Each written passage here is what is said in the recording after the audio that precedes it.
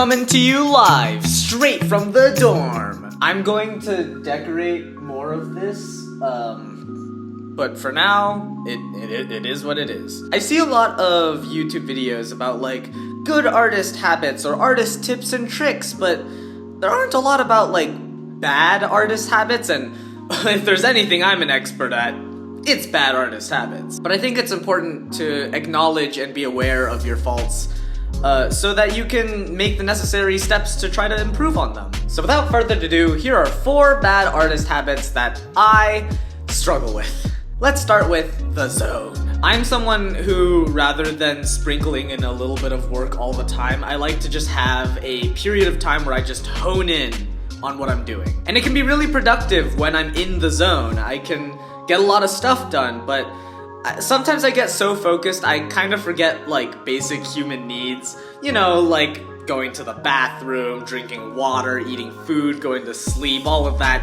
you know, important stuff. What I'm realizing is that this is an incredibly unsustainable way to work as an artist, and it's important to take breaks. Check in on your friends, check in on your pets, check in on the rest of the world. These are all really important things to do as an artist, and honestly, taking breaks can actually help you become more productive rather than just rotting in your little corner. Another thing you can do is set timers for yourself. I like to sometimes set just little reminders for myself to like get up and stretch and do whatever you need to do. Another thing you can do is get a reminder buddy. Get a friend who's more stable than you to remind you to drink water and eat and go to the bathroom. Another bad habit of mine is I don't really like to study. I feel like after I left high school, I was like, well, that's it. I don't need to study anymore. It's all behind me. The rest of my life's just drawing and fun time. So imagine my surprise when I come to this school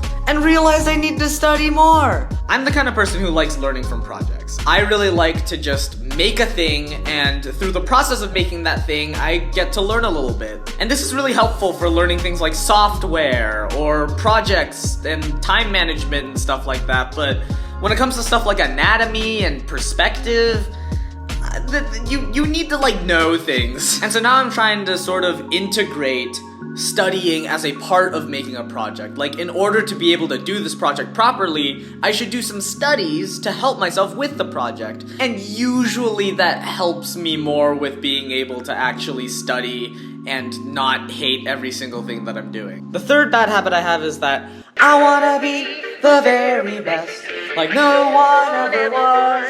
There's this feeling I get as an artist that if I'm not the best at what I do, then I've failed, because it's like this sort of mentality that I might as well be mediocre at a real job than in the arts. And of course it's important to push yourself to be the best that you can be, but trying to be the best at anything is impossible. There's always going to be someone who's better than you at something. The best way that I could go around this is just being reasonable with what I can be the best at. I can't expect myself to be the best at everything, but maybe I can be the best at something that's a little more tangible than being the best animator or being the best story artist. Instead, I can focus on like, oh, I'll be the best at time management. I'll be the best at shorthand or something. Picking a specific skill that you can really hone in on over other people if it really is your goal to try to have that little competitive fighting spirit. And speaking of competitive spirit, that is my 4th bad artist habit. Throughout my middle and high school experience, I've always been taught to try to climb up the ranks, be the smartest person in class, have the best grades in class, talk to the teacher. I remember literally being told to befriend the smartest people in class because it's going to help you in the long run. And I feel like this mentality just kind of falls apart when you enter the art industry. Because you